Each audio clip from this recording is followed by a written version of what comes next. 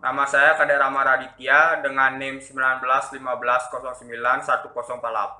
Jadi di sini saya akan menjelaskan tentang kesalahan-kesalahan yang sering terjadi dalam pemodelan proses bisnis.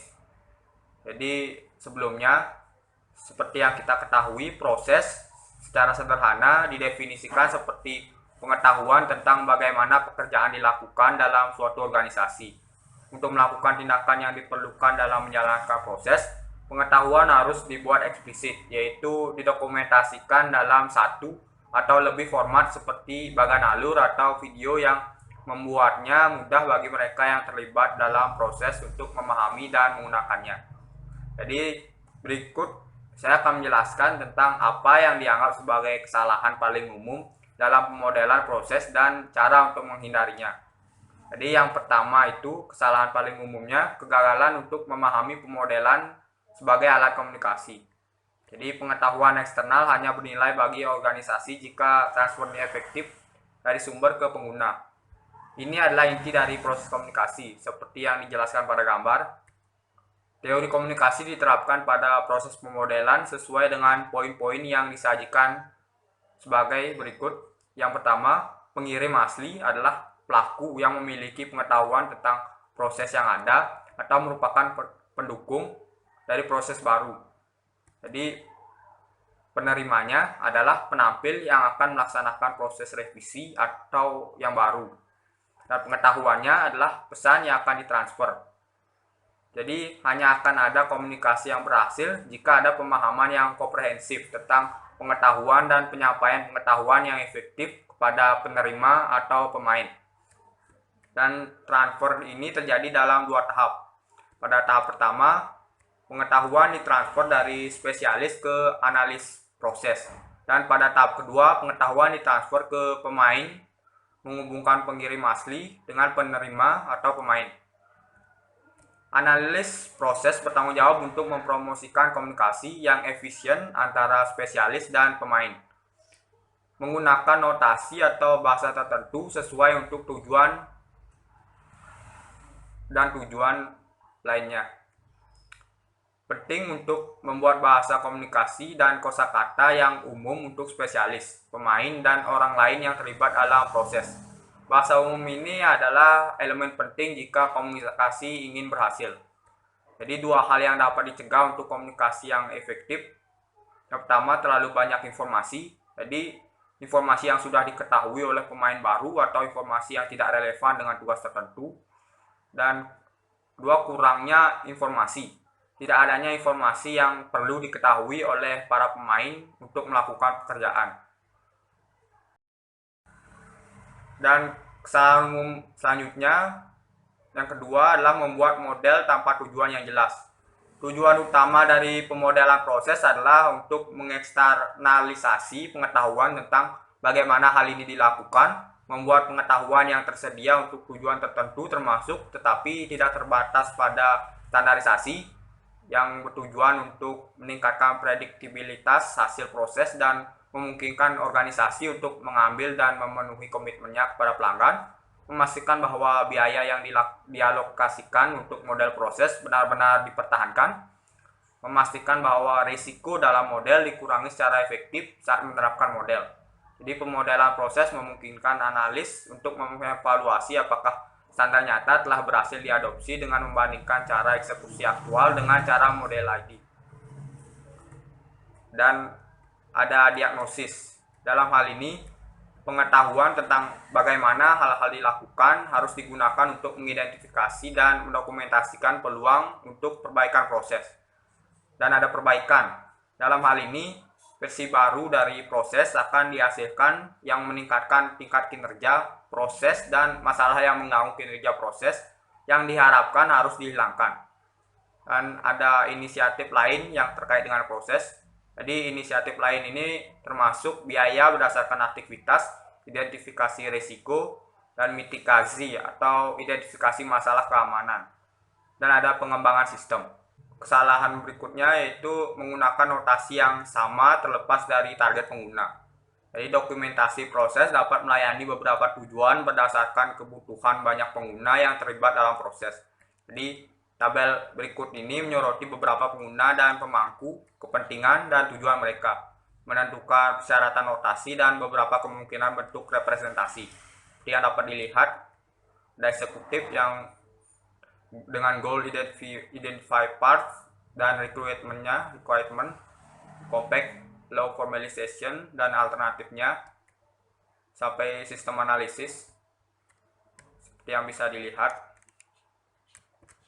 Jadi BPMN telah menjadi notasi yang disukai untuk pemodelan proses.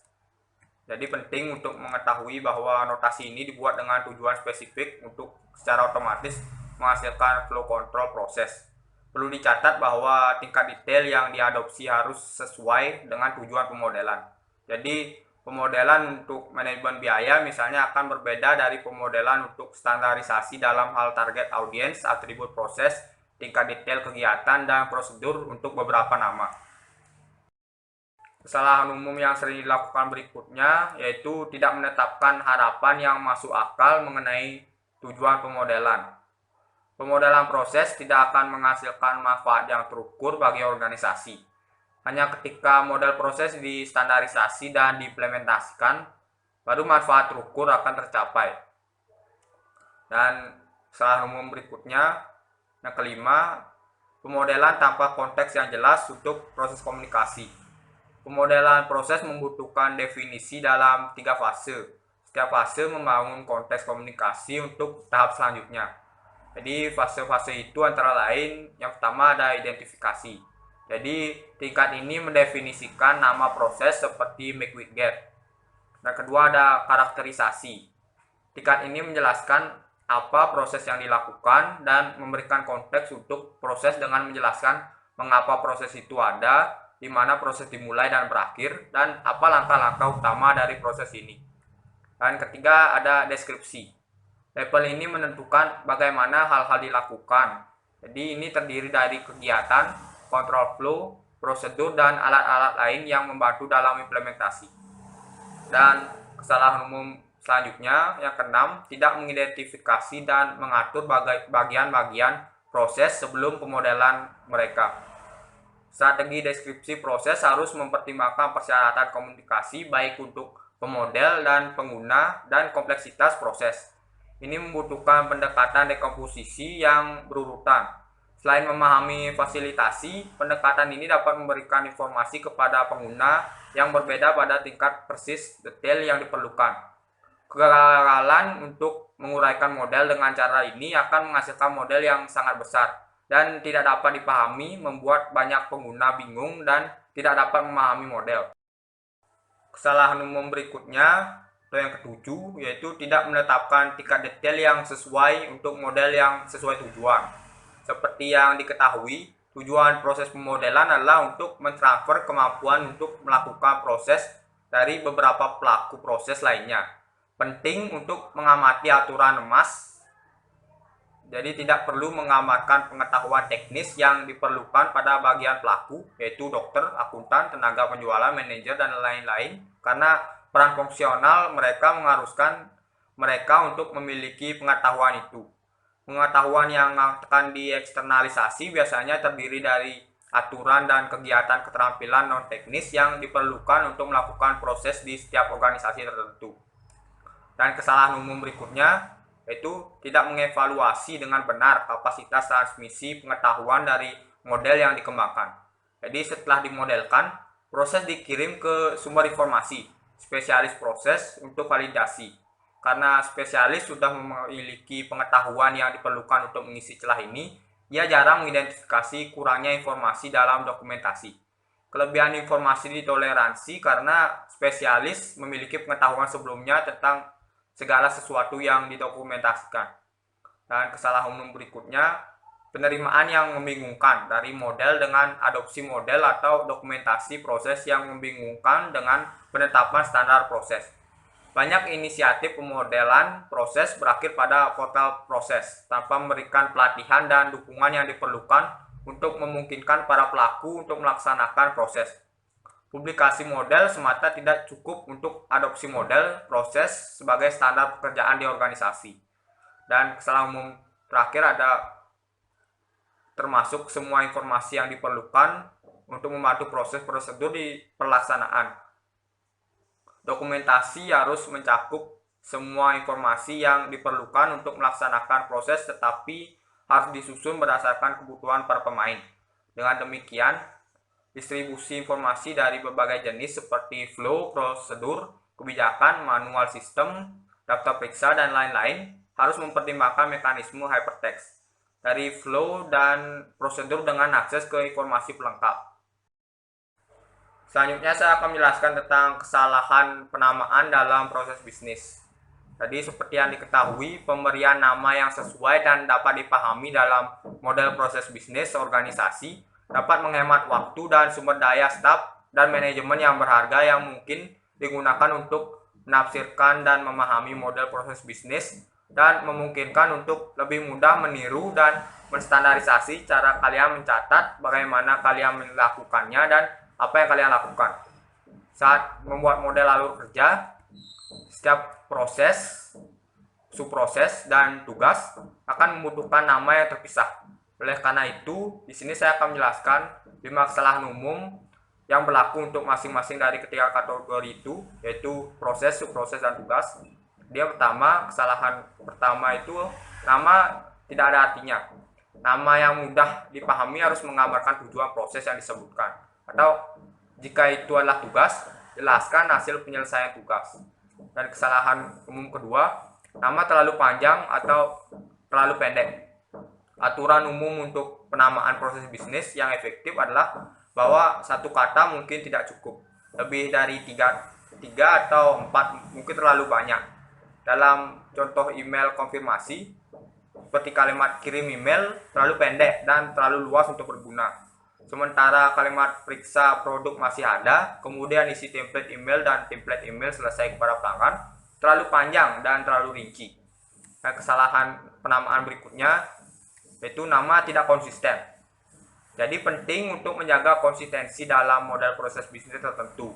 Jika jenis proses atau tugas yang sama muncul lebih dari satu kali, struktur penamaan yang konsisten mungkin memudahkan pencarian. Jadi manajemen berkelanjutan yang lebih efektif dan investigasi kesalahan atau masalah yang lebih cepat dalam model proses bisnis yang dibuat. Dan kesalahan berikutnya yaitu namanya terlalu samar. Jadi setiap proses atau nama tugas harus didasarkan pada kata kerja tertentu. Dengan kata lain, kata melakukan dalam contoh kirim adalah kata aktif dan merujuk pada satu tindakan. Proses atau nama tugas yang ditulis dengan buruk akan mencakup kata-kata seperti kelola, lakukan, proses, pegangan, atau fasilitasi. Ditulis dengan buruk karena kata-kata ini menyampaikan bahwa suatu tindakan diperlukan tanpa benar-benar jelas menyatakan tindakan apa itu. Ini akan menimbulkan kebingungan. Dan kesalahan umum dalam penamaan yang terakhir, nama diputuskan oleh satu orang. Jadi ini dapat melewatkan peluang untuk umpan balik dan kesepakatan kelompok pada lingkup setiap proses dan tugas. Memutuskan nama secara kolaboratif atau berkelompok memastikan tim sepakat tentang apa tujuan akhir dari setiap proses dan tugas sebenarnya. Ini dapat mengarah pada diskusi yang tak terduga dan biasanya sangat bermanfaat tentang cara bisnis kalian apakah benar-benar bekerja, termasuk mengidentifikasi kemacetan, proses organisasi yang berlebihan, dan proses manajemen yang tidak perlu. Dan selanjutnya, saya akan menjelaskan tentang kesalahan paling umum dalam penggunaan simbol BPMN. Jadi penggunaan simbol BPMN, khususnya simbol notasi BPMN 2.0 merupakan tantangan tersendiri bagi pemodel pemula karena terdapat cukup banyak kesalahan yang sering terjadi dalam penggunaan simbol BPMN. Namun seiring dengan beberapa kesalahan yang paling umum terjadi, pasti akan ada solusi untuk menghindarinya agar penggunaan BPMN dapat berjalan baik dan benar. Di berikut ini saya akan menjelaskan tentang presentasi BPMN yang digunakan secara tidak benar dengan contoh bagaimana penggunaannya yang benar. Jadi langsung saja, antara lain yang pertama, kesalahan dengan simbol BPMN menggunakan magic flow antara jalur-jalur dari pool yang sama. Seperti yang bisa dilihat message flow atau panah putus-putus tidak dapat digunakan untuk menggabungkan elemen dalam pool yang sama satu sama lain. BPMN yang benar adalah menggunakan regular flow atau garis tidak terputus. Jadi penggunaan yang benar seperti yang dapat dilihat. Jadi selanjutnya kesalahan dengan simbol BPMN kedua yaitu menggunakan sequence flow antar pool. Jadi dalam hal ini contoh BPMN menggambarkan bahwa kalian tidak dapat menggunakan sequence flow di antara pool. Penggunaan yang benar dari simbol BPMN ini berada di pool yang sama. Jika antara pool, maka gunakan message flow seperti yang diilustrasikan seperti berikut. Penggunaan yang benar. Nah, selanjutnya yang ketiga yaitu memasukkan start dan lupa untuk mengindikasikan akhir atau end. Jadi ini adalah contoh praktik terbaik dasar menggunakan simbol BPMN yang tidak boleh dilupakan. Jadi penggunaan yang benar bisa dilihat. Jadi jika ada start harus terdapat end.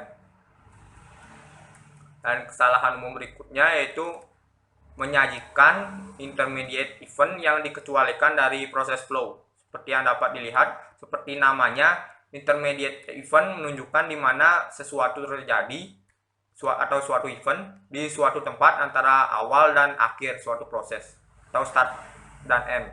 Ini akan mempengaruhi proses flow tetapi tidak akan memulai atau langsung menghentikan proses. Jadi penggunaan yang benar seperti yang dapat dilihat. Jadi seperti yang tadi sudah saya jelaskan. Jadi selanjutnya kesalahan umum berikutnya yaitu menggunakan anotasi untuk menentukan proses flow. Jadi anotasi teks ini adalah mekanisme bagi pemodel untuk memberikan informasi teks tambahan untuk pembaca diagram BPMN. Objek anotasi teks dapat dihubungkan ke objek tertentu pada diagram dengan asosiasi, tetapi tidak mempengaruhi proses flow. Jadi ini adalah cara melakukannya, penggunaan yang benar yang dapat dilihat. Dan selanjutnya, kesalahan dengan simbol BPMN ke-6 yaitu menghubungkan gateway tanpa menggunakan sequence flow. Jadi gateway harus terhubung hanya dengan sequence flow. Dalam contoh BPMN ini dilakukan menggunakan default flow dan conditional flow yang tidak benar. Jadi bagaimana penggunaan yang benar seperti yang dapat dilihat berikut. Dan selanjutnya kesalahan berikutnya yang nomor 7 yaitu memasuki end dan lupa untuk mengidentifikasikan setidaknya satu start. Seperti yang tadi yang tidak mengisi end sama, tapi bedanya cuma yang ini tidak berisi start. Jadi jika ada end event, maka harus ada setidaknya satu start event. Di penggunaan yang benar seperti yang dapat dilihat. Dan kesalahan umum berikutnya, menggunakan start flow dalam pool dan end dari flow yang sama di yang lain atau terpisah. Jadi seperti yang dapat dilihat, start dan end dari flow yang sama harus selalu diwakili dalam pool yang sama. Seperti dalam contoh seperti berikut adalah penggunaan yang benar. Yang tadi sudah saya jelaskan. Dan selanjutnya kesalahan umum berikutnya, sebuah tugas terputus dari sisa proses.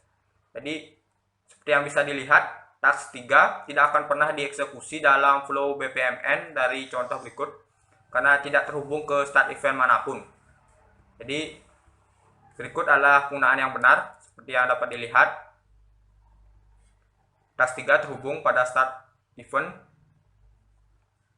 Dan kesalahan terakhir atau ke nomor 10 yaitu task 3 tidak terus berakhir dalam proses. Seperti yang dapat dilihat, tingkat proses yang diperlukan proses atau subproses yang diperluas mungkin atau tidak membutuhkan memiliki bentuk seperti ini. Jadi ini adalah penggunaan yang benar, tidak seperti tadi. Jadi itu adalah kesalahan-kesalahan umum dalam penggunaan simbol. Nah, selanjutnya saya akan menjelaskan tentang kesalahan dalam BPMN Swimlane dan Pullland. Jadi seperti yang diketahui, penggunaan BPMN Swimlane dan yang tepat menurut notasi BPMN bukanlah sesuatu yang benar-benar kompleks, tetapi justru karena kesederhanaannya, kadang-kadang ketika memodelkan proses BPMN, pengguna yang tidak sepenuhnya memahami konsep BPMN Swimlane dan Pullland dapat membuat kesalahan. Berikut saya akan menjelaskan tentang kesalahan yang dapat terjadi dalam BPMN Swimlane dan Pullland. Jadi saya akan menjelaskan beserta contoh ilustrasi penggunaan yang benar dan salah. Dan ini dibantu oleh Lucas Vieira, yaitu pakar BPMN.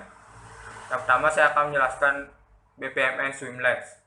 Jadi seperti yang kita ketahui, kita menggunakan Swimlane untuk mengelompokkan tugas-tugas proses sesuai dengan aktor atau karyawan yang melakukan itu dengan memisahkannya dari yang lain. Jadi menurut Luke, kesalahan yang sangat umum yang terjadi terutama dalam bisnis kecil mewakili jalur dengan nama orang-orang yang terlibat dalam proses. Jadi dia merekomendasikan bahwa BPMN Swimlane harus selalu menampilkan nama-nama roles yang orang asumsikan dengan berpartisipasi dalam proses. Jadi penting untuk dicatat bahwa ketika Swimlane mewakili aktor dalam proses, itu tidak berarti bahwa Swimlane mewakili seseorang. Lu memperingatkan jika seseorang aktor bisa menjadi seseorang atau sekelompok orang, atau bisa bahkan menjadi sebuah sistem. Dan selanjutnya saya akan menjelaskan tentang BPMN Pool. Jadi kita biasanya menggunakan pool untuk mewakili suatu proses. Jadi kesalahan umum yang dalam penggunaan BPMN Pool adalah kita menggunakan pool yang sama untuk mewakili lebih dari satu proses bisnis. Setiap kelompok hanya mewakili satu proses. Faktor penting lainnya adalah mengenai eksekusi proses. Jadi kalian harus selalu menggunakan pool berbeda untuk setiap misalnya proses baru. Kesalahan berulang lainnya adalah bahwa dalam proses seperti contoh yang ditampilkan berikut, klien menghasilkan sebuah instan yang melewati antara dua pools. Keputusan itu tidak benar. Ketika klien menjalankan flow seperti berikut, itu selalu menghasilkan dua contoh. Pelanggan menghasilkan satu contoh di pool, itu perjalanan pelanggan atau customer journey, dan kemudian dengan mengirimkan pesanan pembelian ke area internal perusahaan, kalian membuat contoh lain. Keduanya terkait dan berkomunikasi satu sama lain melalui elemen pertukaran pesan, dan dalam kasus seperti ini kalian harus menggambar elemen konektor dengan garis putus-putus seperti berikut. Jadi seperti yang ditampilkan. Jadi Luke juga mengklarifikasi bahwa dalam hal eksekusi dalam kasus berikut yang terjadi hanyalah pertukaran pesan antara dua instansi dan bukan routing atau antara pool. Jadi sekian yang bisa saya jelaskan. Saya mohon maaf jika ada kesalahan tutur kata. Saya ucapkan terima kasih.